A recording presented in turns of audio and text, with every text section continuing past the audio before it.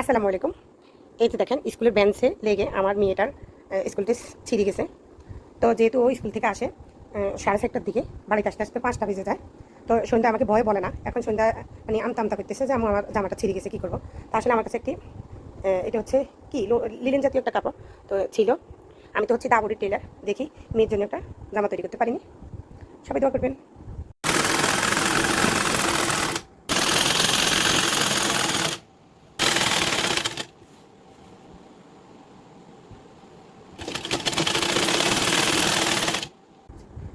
এই যে সেলাই হয়ে গেছে দাবুরি টেলার, আলহামদুলিল্লাহ। যদিও মানে মেরে রাত্রে এখন প্রায় 12টা বাজে, এখন মেরে গায়ে দেয় দেখছি, খারাপ হয় না। যদি এই জামা কাপড়টা আমার ঘরে অনেক দিন থেকে পড়ে রয়েছে।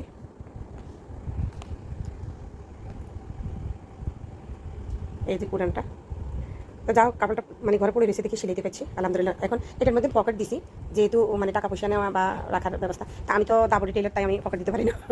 আচ্ছা যাও, আলহামদুলিল্লাহ আমি স্কুলে যেতে পারলে হয়েছে। দোয়া করবেন, আল্লাহ হাফেজ।